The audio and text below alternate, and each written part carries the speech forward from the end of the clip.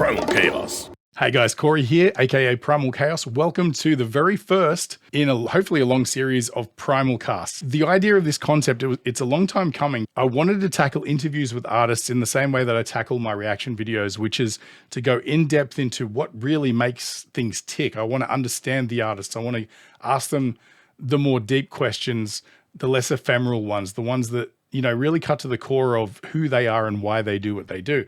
And I think hopefully this comes across that way in this interview. I was a little nervous. Like I said, I've been wanting to do this for a long time, and I've been absolutely gifted the opportunity to speak to somebody who I believe is probably one of the most articulate, intellectual, beautifully creative and enigmatic frontmen / composers in the business right now. And that's Rou Reynolds from Enter Shikari. And, you know, to be even afforded this opportunity to speak to this gentleman is, you know, it's well beyond my wildest dreams as far as, you know, kicking this off. And so hopefully, you know, this will lead to more of this sort of stuff. So if you really like it, make sure you like and comment and help the algorithm. Go check it out on all the podcast platforms and stuff as well. If it's not there now, it'll be up very shortly. Man, all right. We had a great conversation. It was supposed to be a hot 20 minutes. I got carried away. I lost track of time, and we ended up with about 40 minutes of dialogue. So, you know, stick around. I believe it's a really interesting conversation, and I hope you enjoy it too. Here we go. This is Rou Reynolds from Enter Shikari. Straight up, I got to tell you, I'm actually a new fan of you guys, and we'll get into that. But that's awesome. Thank you. I did a deep dive into It Hurts today, and the hook is living in my head rent free. It's like it's literally just will not leave my head. And that was actually one of the talking points I had sort of written down, is that one of the consistent things, like you guys are really diverse sonically, right? But one of the consistent things is you always have really strong, powerful, singable hooks. And I was kind of wondering, is that something that sort of comes to you naturally? Like, I understand you do most of the writing, right? And then you sort of get the band to come in and lay down parts and record it all in the box and stuff like that? Yeah, pretty much. I think like melody is just like instilled in me. You know, I grew up in a hardcore punk scene, so it's, you know, aggression and like dynamics and emotion, that's all there. But like before that, you know, like anyone, I grew up with my parents playing the music that they listened to. So everything from the Beatles to Queen. My dad was a DJ, so he predominantly DJ'd Motown and Northern Soul. Yeah, so I grew up with a basement full of Motown records and soul records. So, you know, that was my, you know, when you say the kid in a candy store, that was me, like as a 8-year-old going down and just playing soul records and just dancing and sing along to myself, you know, literally. So melody is everything. Like it's the first thing we're drawn to. And I think even though we, you know, later as a person, I was very lucky to have all these influences and music shoved down my throat from all across the musical spectrum. And I'm forever grateful for that. But yeah, melody was the first thing, and it's the thing I sort of consider the most important if I had to decide at gunpoint. Yeah, absolutely. But it really does. It stands out with your music, you know, because you seem to have these really big catchy hooks and like pre-choruses and things like that. But like, you know, you save all of the intricate sort of technical, textural sort of stuff for your verses and maybe like the breakdown of the middle 8 and stuff. But there's always some sort of like something that's just super memorable, you know? And I guess that does sort of play into those early influences of Motown stuff, because that literally was all about like just great hooks and melodies and things like that. Would you say around the time of like Take to the Skies, what would you say was the driving force influence like surrounding the band at that point? Like, because to me, that album is a lot more sort of genre specific. It's real innovative, but it definitely sounds like an album from that era, you know, like that sort of like the early days of like this, you know, screamo sort of things that, you know, that sort of metalcore was kind of starting out, that sort of thing. Would you say, like compared to today, like if you had to sort of go, okay, back then the driving sort of inspiration genre-wise behind the band was X, and sort of currently now, what do you sort of look towards for like inspiration, I suppose? Yeah. Well, yeah, it's always been super broad. You know, back then, we sort of had our two worlds. We had our like I guess in the broadest terms, it was just the alternative scene. But like hardcore punk was my sort of main draw. Lyrically, emotionally, you know, bands that were like absolutely crazy, like local hardcore bands that we'd be getting into, but were singing about things that were important. That was like such a draw for me. And then we had, I guess, like, again, in a broad sense, dance world, but like specifically like jungle drum and bass. And back then, no, it's probably too early for dubstep. So yeah, it was mainly just jungle and drum and bass. Bit of trance. Rob was a massive like trance head and happy hardcore and all these happy like hardcore. scenes. I was going to say that. Really, really big in like the 90s and stuff. Yeah, I was working in record stores back then, so I know all about that sort of genre. Oh wow! Yeah, but honestly, that's the thing. Like, I've got a couple of things written down about like there's just so much. Like, I've literally got that written down. I'm getting references in your music to 90s drum and bass, 80s synth pop. Like your Depeche Modes and things like that as well. Totally. Yeah, and then you got metalcore, stadium rock. It's like just hip hop, and it just boggles the mind that you somehow managed to get all of these things into sort of like one cohesive band sound. Like, because you can't play one of your songs without going, "Oh, that's definitely Enter Shikari," right? And yet somehow you seem to draw from all of these sort of influences. One of the other things I was thinking, like, because obviously me having the perspective of just sort of smashing through your catalog very recently, I sort of have the perspective of not sort of living with the albums in real time, like when they came out. And so I can sort of really classically see like this evolution. And at first I sort of checked out A Kiss for the Whole World, Nothing Is True. And then I thought I better check out some old stuff. So I threw on Take to the Skies. And again, I was like, wow, Take to the Skies really sort of feels like an album from that era. It sounds like that genre. But with, your kind of little intricacies and idiosyncratic little Enter Shikari moments, But then, and I was sort of thinking, oh, wow, okay, so in the last two albums, they've really sort of diversified and branched out and just become like way more, less encumbered by genre. But then I started filling in the gaps in between and realized you actually found your voice as a band way earlier, like pretty much like it was kind of like the genesis was Take to the Skies, but then very quickly you sort of changed your sound.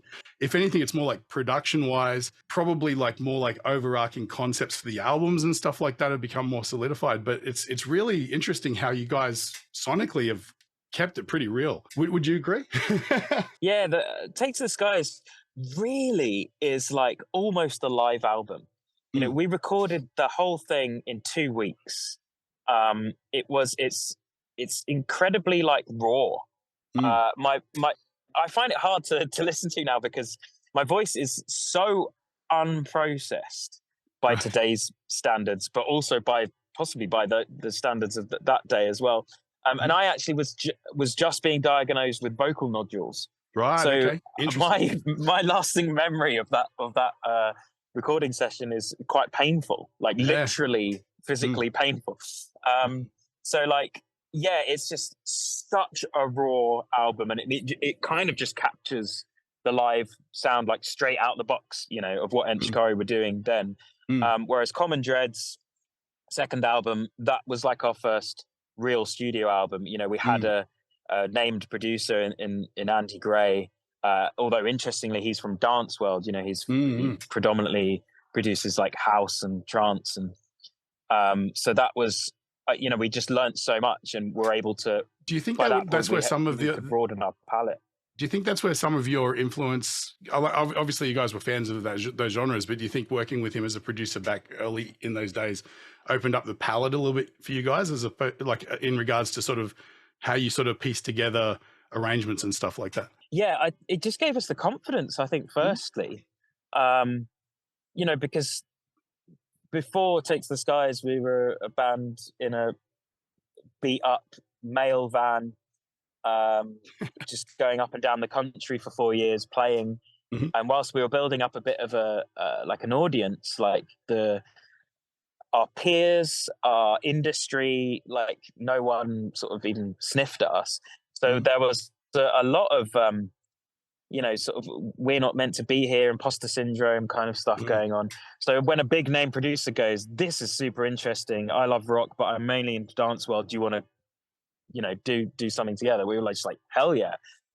So that just boosted the confidence. And obviously in the studio he had a load of like interesting kit and synths, so I was able to literally broaden my software and hardware.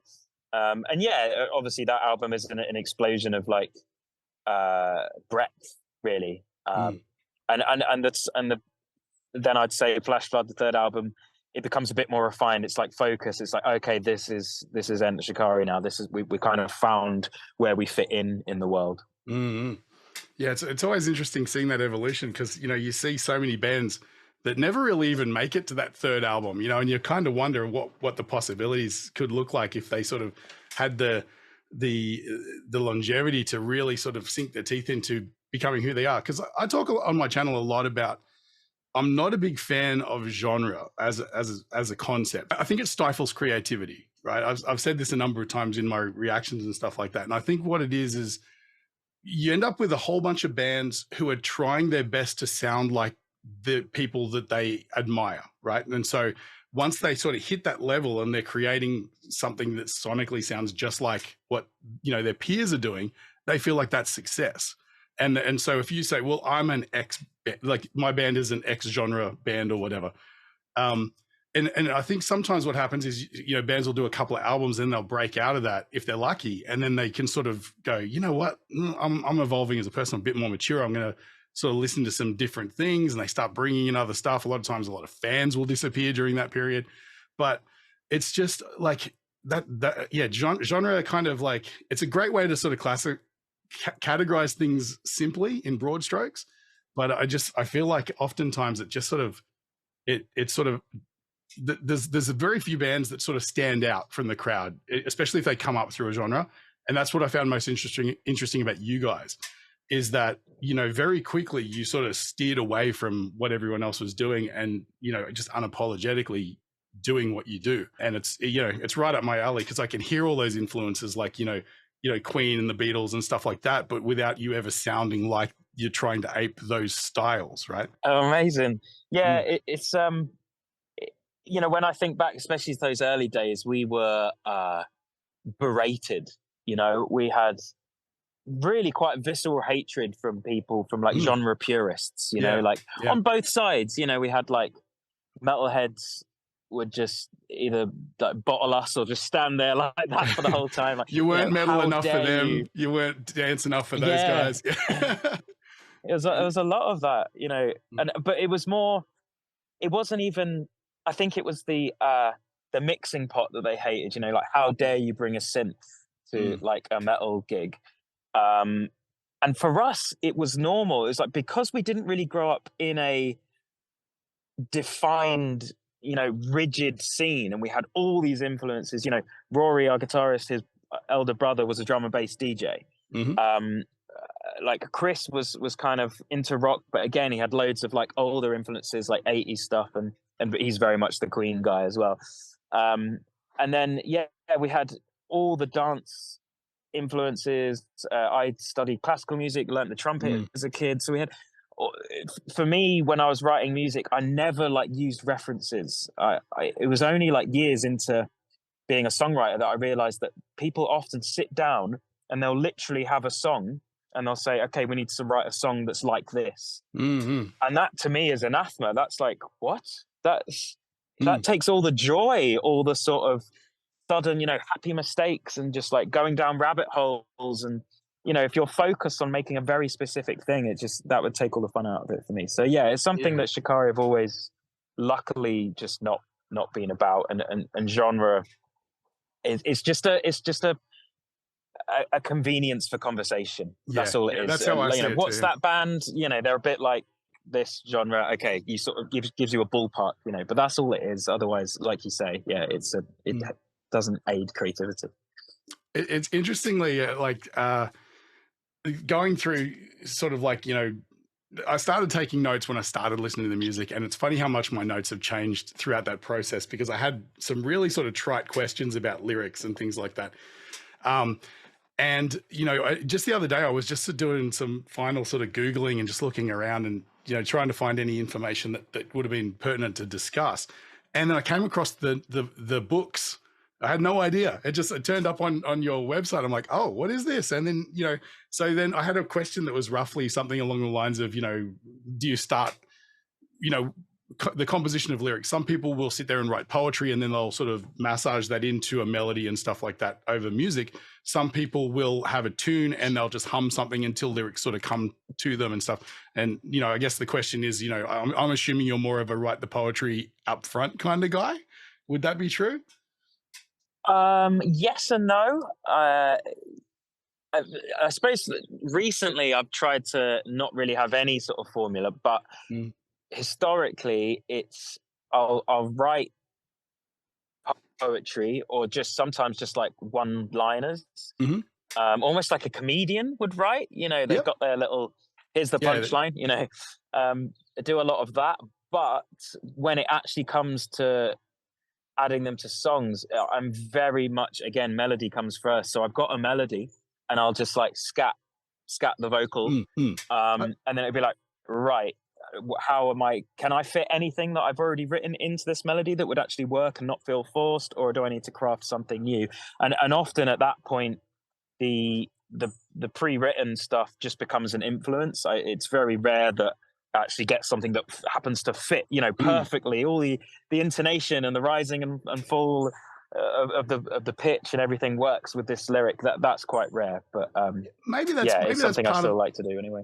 Maybe that's part of the reason why you can come up with such strong hooks, is that you're willing to throw away a particular cadence or something. If it's not, like, if lyrically it's not going to fit, you'll change it.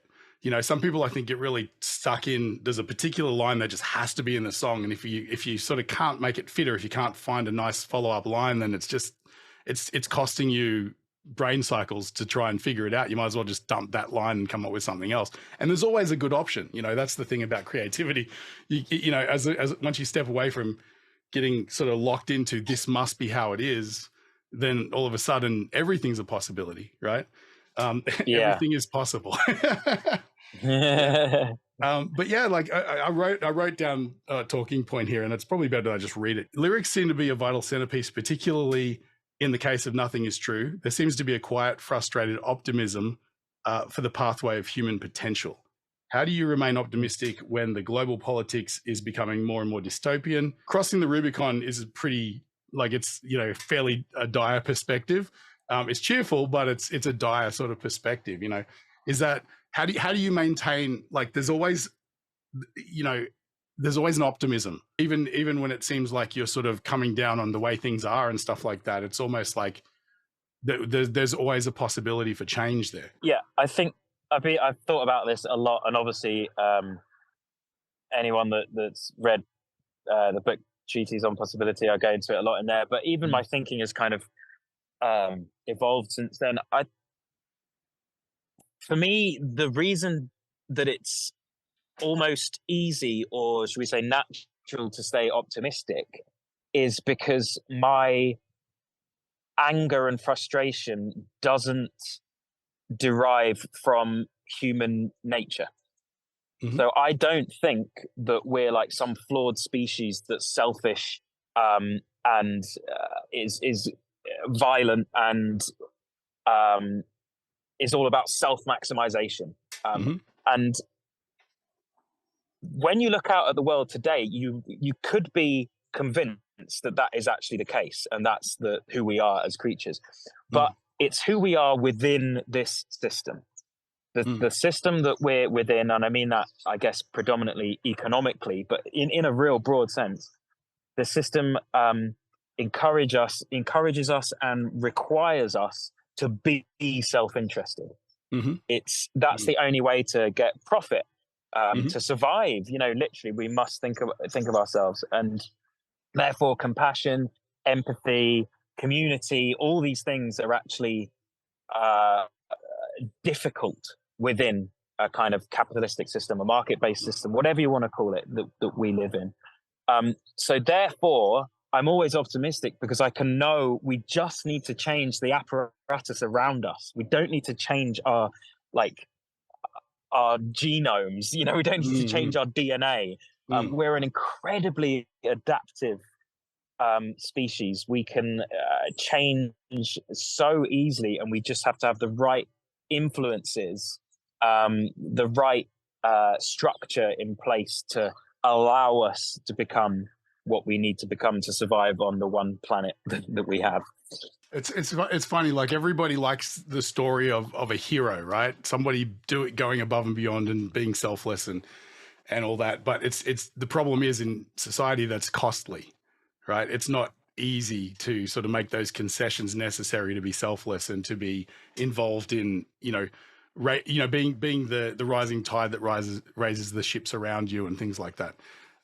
Yeah, and you're right. I think it is. I think it's not so much human nature; it's the system. Yeah, I kind of tend to think along the same lines. It seems you guys do a lot of DIY as well. Like I've noticed you popping up as producer fairly often, and what would you say the benefits are of maintaining creative control in that? Like you guys do a lot of your own production, mixing, that sort of thing, and then further to that, like you have your own label as well. Is there benefits to that? Is there also downsides to doing it that way? Yeah, there's always pros and cons. For us, it's been a headspace that we've kind of naturally fallen into. One, because again, going back to the hardcore punk influence, discovering like American hardcore and the way that they subverted the mainstream music industry and started their own labels and their own distribution and all that kind of stuff. Secondly, out of a necessity, really. So as I was saying, labels didn't touch us back in the early days, and it was like, okay, if we want to get our music out there, we've got to. So we brought a CD printer like back in the day, and we'd be there printing CDs that we recorded in our garage. That's true DIY, man. I think yeah, we've all been there. Equipment that we begged, stole, and borrowed. It's. And we've just kind of kept that. Now, that's not to say that we haven't had little forays into, our second album was on a major label. It was on Interscope in America. And we've seen kind of lots of sides to the way to doing everything. And I think where we are now is just, I don't really see us changing. Like we're on So Records, which is pretty much the only truly independent label left in the UK, really. They don't have like a board of directors and shareholders to please. They're not a subsidiary of a major label. It's very independent, and so we still have all the control. We have a great team, and that stuff's really important. And then with the actual music creation, like production, it took me. Looking back, I'm pretty frustrated in myself that I didn't step into production world sooner. But again, imposter syndrome, social anxiety, all the classic things just stopped me. But yeah, the Spark was the album that I started my journey there and co-produced it with David Costin and learned so much from him, learned so much from Dan Weller, who produced the 2 albums before that. And then I just found that there were so many points where I'd have an idea, and sometimes it's quite difficult to verbalize an idea, and it'll just sort of disappear because I'm not the one with the mouse at the door, and that just started really frustrating me. So I thought it was just time to step up. Like I'd been producing like remixes and learned a lot of my production from like drum and bass. I did a lot of that kind of stuff, but like rock is different. You have to have a whole different knowledge base in terms of engineering, especially like drums and guitars and things. So it took a while, but I'm super glad that now those ideas that would often just kind of whittle away because I wasn't the producer now don't whittle away. And I think you can tell from the last 2 albums there's a breadth and there's a kind of dedication to like intriguing effects and things that it just adds another level of creativity, really. Yeah, 100%. Now here's the deep dark artist question though, right? Now, being that you're in complete control of all of this, how do you determine when a song's done? When do you stop tinkering? Because that's me. I'm in perpetual tinker mode, man. I can't get anything out because I'm always just tweaking and tinkering and driving myself insane about mixes and stuff like that. Yeah, I mean, I am too. Like, it's I can't remember who said it now, but they said that a piece is never finished; it's merely abandoned. Yeah, and that's the case. You get to a point where it's like, is this good enough? And that's do you have any regrets? Do you look back on anything that you like? Maybe it was an amazing song that you really wish you'd just tighten the screws a little bit more on, or maybe it's something that you sort of look back and go, I can't really listen to that song or that album or anything like that. I mean, there's bound to be, but I think the mindset that I'm in now is that my problem is I'm like too much of a perfectionist. I get too het up about like tiny details, and then when I do come back to listen to something 2 years later, I'm like, this was great. Like, why did I think that I didn't quite get the compression on the snare top like good enough?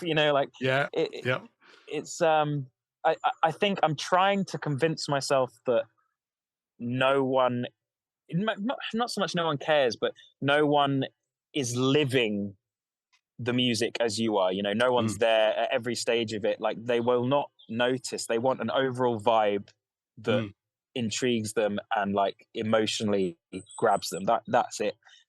So yeah, I think in the past I've been pretty regretful, but like now I'm just like, it's just a waste of energy. Yeah.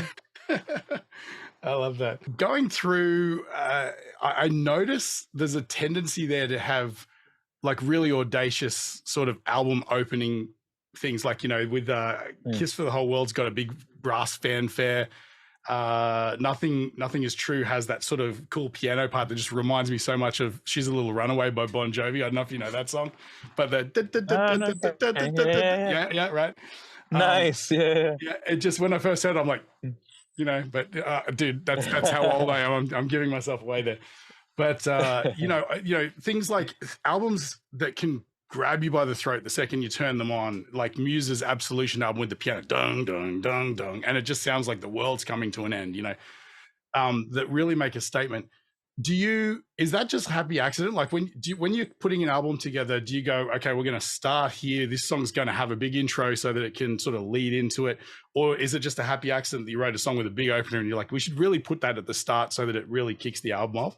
Like, or do you write the song and then tag an intro on to sort of open the album? In terms of literally how it happens, that relies on my memory, and I'm not sure. But I think sometimes I can be writing, I'll write a riff and I'll be like, oh, this feels like it could be like the first thing on an album. And it immediately, I'm writing the song with that mindset. But sometimes it can just turn out like that.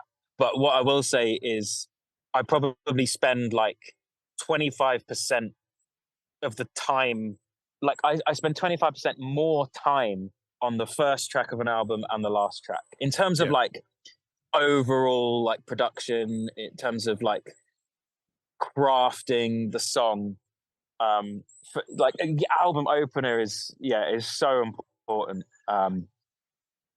It's first impressions, isn't it? It's obvious, it's like anything.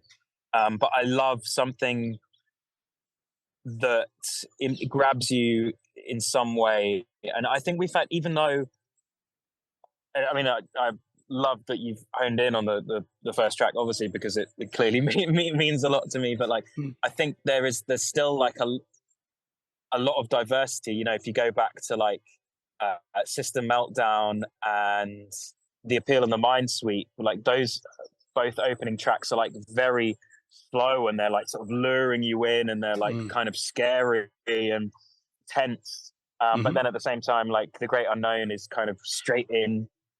So yeah, I love all these different ways that you can kind of lure people into an album.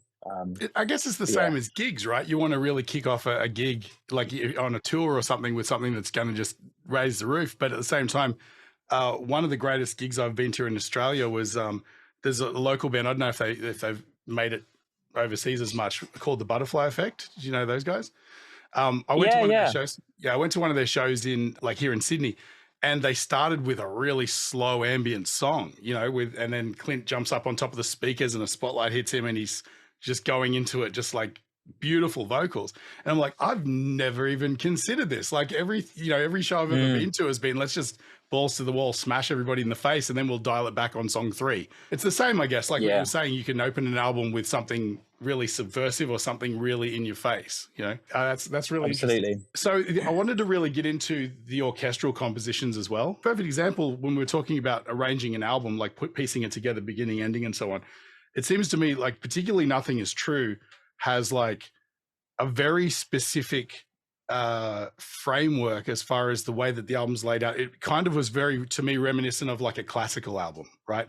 The way you've got these little reprises, and you got callbacks to the other songs. Then there's this giant classical opus in the middle, Elegy for Extinction. With that album particularly, was there a roadmap? Because it just even like what is it, track 4? Waltzing Off the Face of the Earth. It's because to me that's like a title track, right? Because you're basically name checking the album in that song, and then you reprise that at the end as well. That to me seems almost like you were kind of going for, like, when you flip over the back of a classical album, it looks like something by Mozart or something will have very similar titling structures and things like that. Was that an influence, or am I just imagining things? No, totally. Like I love that whole way of structuring tracks, of structuring albums. I mean, it's they're pieces, really. Like the Waltzing Off the Face of the Earth, the session as we were recording it was one session, but I try not to go into the kind of world where you've got 8-minute songs, and I don't think anyone has the attention span for that anymore, unfortunately. Talk to Tool, man, they'll disagree. Yeah. So I've always loved the way classical is kind of not just split up into tracks, but also like labeled. So we have the last track, Waltzing Off the Face of the Earth, Piangevole, which is the more like somber, kind of emotional, dulcet like version of the track. And it was a beautiful way to close the record too. Thank you. Talk about Elegy for Extinction. Where do you start with something like that? Like, because I'm assuming again you composed that all yourself as well. Yeah, I was very lucky in that one to have George Fenton. Like, he is one of my favorite like modern composers, and I was lucky enough to be introduced to him and had lunch with him, and we just got on really well. And he's like this amazing experienced composer. He's done a lot of the BBC Planet Earth music, and lots of other like nature stuff, really, as well as the films. And his CV is incredible. But yeah, to me he captures the very sort of British classical tradition. Like, a lot of his music sounds like Elgar or something, and I love Elgar. And so I just basically went to him with this piece, and there are a few things that he just was able to really help me on, because I've never, I can play the trumpet, I've arranged for strings and things like that, but arranging for a full fucking symphonic orchestra, dude, is I can't even imagine. Yeah.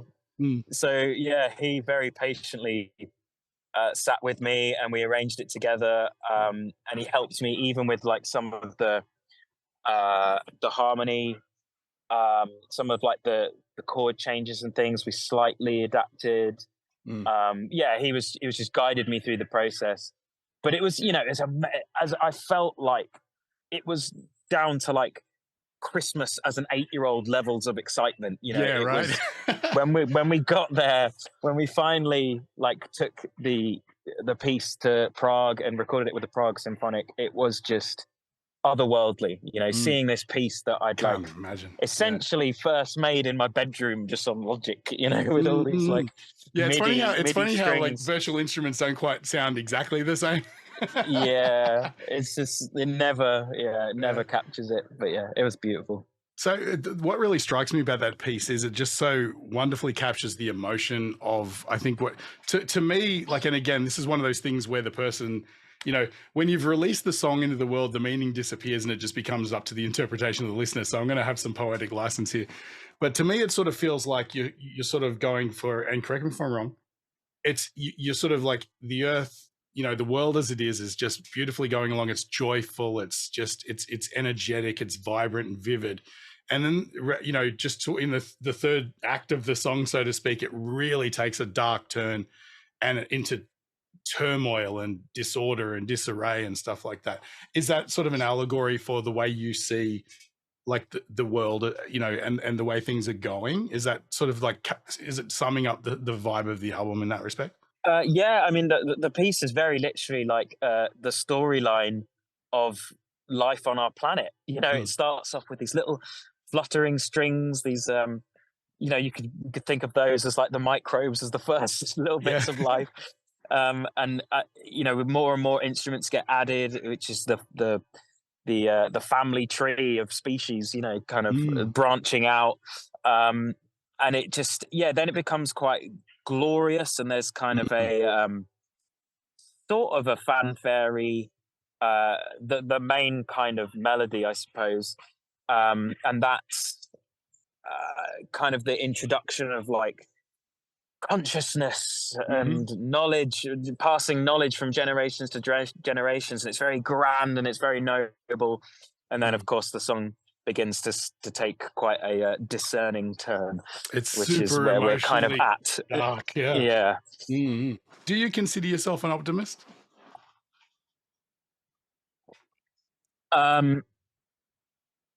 Not, I don't know, not really. I've always tried and like walk the line of optimism and pessimism, and just try and aim for realism, which is just a bit of a cop-out answer, really. Would you consider yourself more of an observer of the human condition? Like, it's almost like, you're future historians, right? Like, that's the term I noticed in the books and stuff.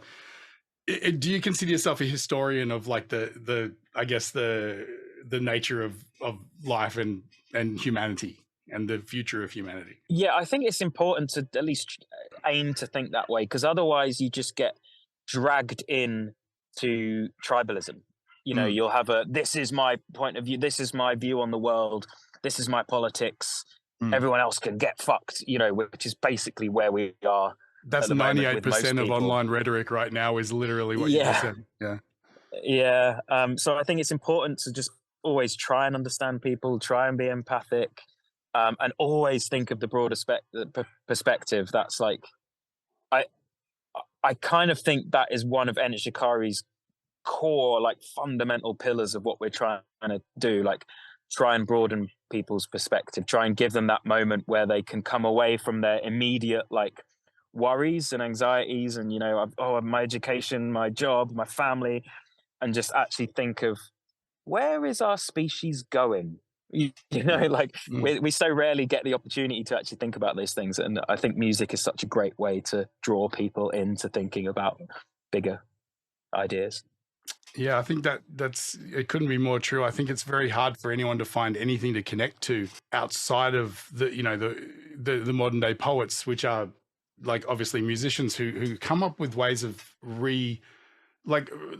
focusing the world through their prism and giving you perspective, and you can either join in on that or you can disagree with it or whatever. But I think that, like, even I don't know if you're familiar with the artist from your neck of the woods named Ren, the audience that he's been able to capture just through grassroots kind of stuff, very similar to how you guys work. It's all DIY and no labels and things like that. But he's number one album in the UK right now on release. So it's like, but the thing that I've noticed from dealing with his community of fans is their obsession with the message of we can do better, I think is largely sort of the focus of his music. And that's why the reason I bring that up is because I was noticing a lot of analogs between, what you've been doing all these years and your voice and you're using your platform to sort of almost like to capture, the zeitgeist of what's happening as far as humanity and the future and all this sort of stuff. And he does a very similar thing. Yeah. So, I mean, that's just an observation from my end, but it's a really important sort of platform to utilize, because again, there's not many platforms that will connect, particularly with young people. Is that a big responsibility, or do you not really think about it too much? You just put the music out there and hope people like it? No. Yeah, I think it's a huge responsibility. I think one of the worst ways of creating music is by shedding all responsibility and just saying it's just music or whatever. Mm-hmm. Because what you're actually doing there is just saying you're not thinking about what you're putting out, and there might be aspects of what you're putting out that is actually further encouraging our downfall, but just because you're not asked to think about it, Well, money and so greed yeah, is a really big thing. Like it's, that's a topic of conversation for a lot of genres of music, right? It's like, it's all about winning the game as opposed to how can we help everybody win questioning the game? Yeah, questioning the game. That's literally, this is a conversation that I've had with like music fans, music producers, I just make pop music, what, this isn't political. It's like, are you joking? Like you're making music that it encourages self-maximization above all else, consumerism, all these things that are just like pretty toxic. It's like you are a political producer, whether you like it or not, my friend. I guess the last thing is, if you had to sum up the band's career with a mission statement, what would it be? And what's the band's overall message? Yeah, mission statement for me is basically to continue doing what music has done over millennia, which is bring people together. Whether it's been around a campfire as hunter-gatherers or whether it's at a music festival, it's one thing. It's probably the only thing left in society, in modern society, that brings people together indiscriminately. You look at sport, teams, discriminate. You look at religion, very discriminate. Music is really the last open book. And it's almost like a fight to keep it that way. All right. Thank you for sticking around this long. There it is. Now, didn't I say he's incredibly thoughtful, articulate? The music that they do is so beautifully diverse. And at the same time, they definitely have their own voice and their own flavor. So if you're not familiar with Enter Shikari, which would be surprising if you made it this far and you're not, definitely check out, particularly, I can't recommend their latest 2 albums enough. A Kiss for the Whole World is currently out now. That's their latest album. The one before, Nothing Is True, Everything Is Possible, is also a fantastic album as well, as is everything in their catalog. But if you want to just figure out who they are and start out, check out the latest stuff. It's really, really good. So if you're watching this at the time of upload, Enter Shikari will be in Australia from December 1st, starting with the Good Things Festival, bouncing around through the major cities there, but also doing side shows and stuff as well. Check their website for dates. They're absolutely amazing. I can't wait to check them out live. I'll be at Good Things as well on December 2nd in Sydney. So if you see me there, say hi. And don't forget to check out Enter Shikari. They definitely are worth your time. Make sure you hit like and subscribe so you know next time the next PrymalCast episode goes live. I got used to saying that. Yeah, so hopefully upwards and onwards with this stuff, guys. Thank you again, and I'll catch you on the next one.